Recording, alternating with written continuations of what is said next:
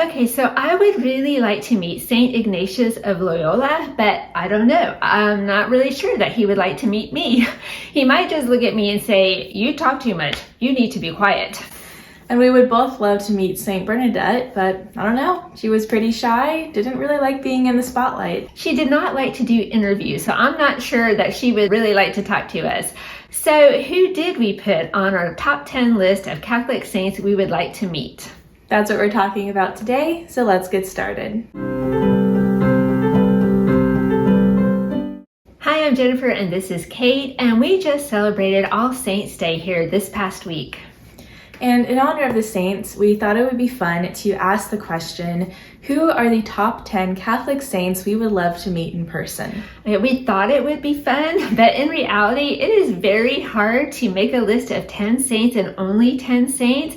As soon as I sat down and started thinking about this, I had 30 saints on my paper in no time. Yep, it's quite the challenge. So we had to set some ground rules to help us narrow down the list. So the first rule, the first guideline is that the Blessed Mother and Saint Joseph would not be on the list because, we all want to meet them. That's a no-brainer.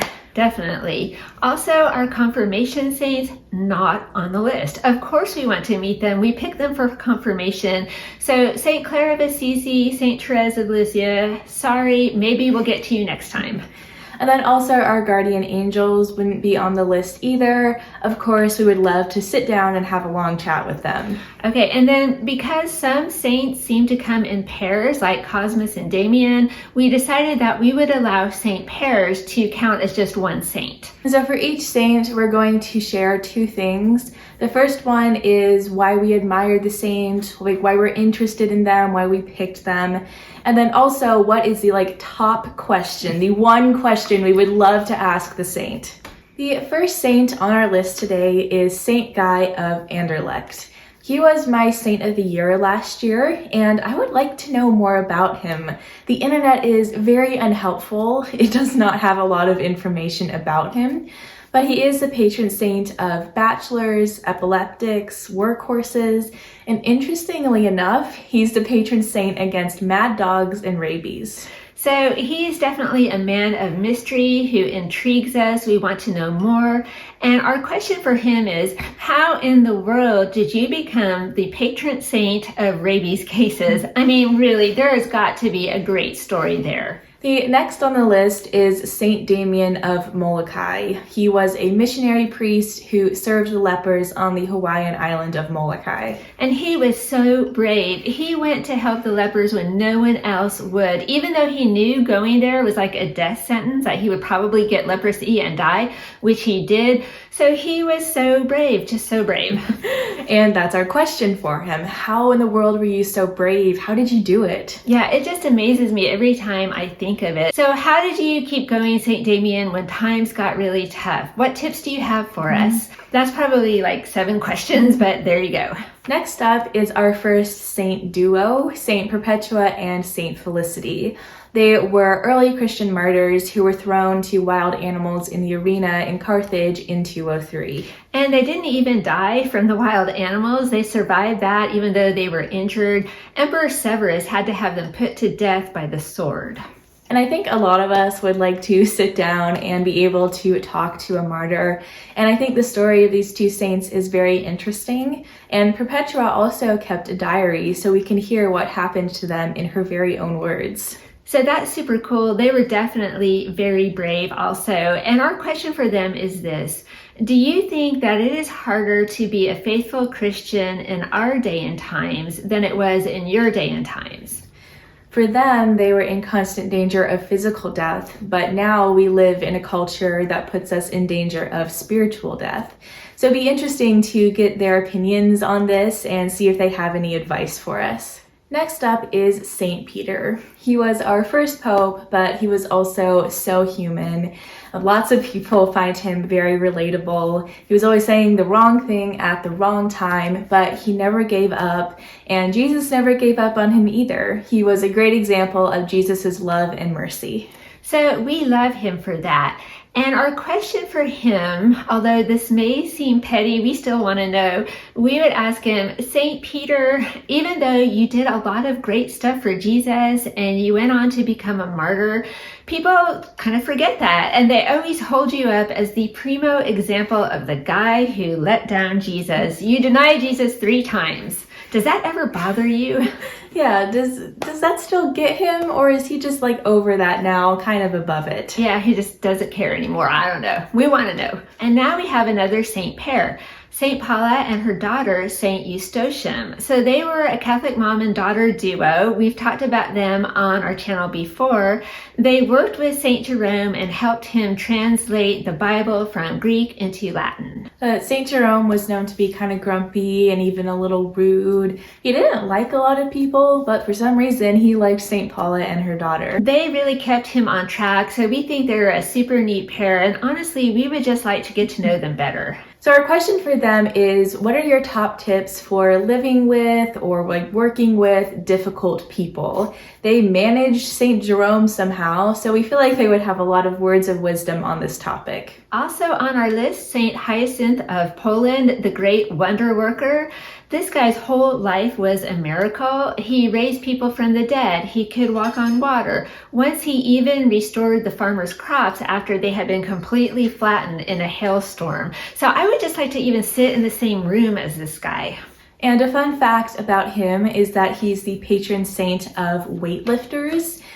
Why? Well, that story goes back to a time when Kiev was under attack, and he was able to carry a very large and heavy statue of the Blessed Mother out of the city to safety. He had the Blessed Mother in one hand, a ciborium of consecrated hosts from his church in the other, and with all of this, he was able to walk on water across a river to safety. Yeah, people said they could even see his footprints in the water, and he's also the patron saint of pierogies. So who can beat that, right? Our question for him, we just have to ask it, is St. Hyacinth, out of all the miracles that you performed, which one was your very favorite? Next is St. Jude Thaddeus, a longtime favorite here, and we actually just celebrated his feast day on October 28th. He is definitely near and dear to our hearts here. He's the patron saint of hopeless cases, so he's heard a lot from us down through the years. And for a long time, St. Jude was kind of overlooked because he shared the same name with Judas Iscariot. So he was kind of ignored. He had a lot of free time on his hands, so he got all the hard cases. At least that's how the story goes. So we have a lot of questions that we would love to ask him, but one of them is this. St. Jude Thaddeus, does it ever bother you that people still get you confused with Judas Iscariot? Or are you just like completely over that? Like it doesn't bother you at all? Do you ever wish you had a different name, or maybe you just couldn't care less? We're just interested in knowing. Next up is Saint Philomena. She has a very fascinating story, but was actually unknown until 1802 when her tomb was discovered in the catacomb of Priscilla. Her name was on the tomb, but that was all we knew about her. Everything that we know about her, that she was a Greek princess, a virgin, and a martyr who died under Emperor Diocletian, that was not revealed till hundreds and hundreds of years later in a private revelation to a Dominican nun. And she came back into action, sort of, when a church in Italy was looking for saints' relics to venerate. So they asked the Vatican for some, and the Vatican was like, oh hey, we just found this one girl, Philomena, you can have her. And then miracles started happening when her relics went back to the church. Yeah, so we love how she was unknown and forgotten for so many years, and then she roared back to life in the late 1800s. And so she's definitely back in the saddle again. And in fact, so many miracles have happened under her intercession that she is known now as one of the great wonder worker saints. And we would love to ask her, how did you feel when your relics were rediscovered and then you were called back into action to help the faithful again? That must have been awesome.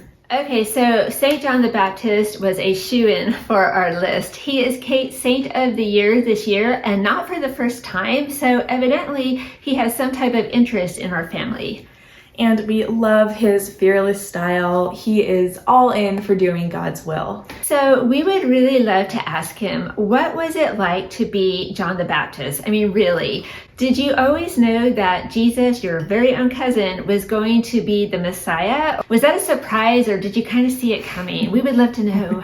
And of course, you know from the Bible that John supported Jesus from the first, but it would still be really cool to have him explain how it all played out. And we are ending today with another great saint pair, Saint James and Saint John, the sons of thunder. Yes, we could not resist putting them on our list. They were brothers, and they were two of Jesus's very favorites.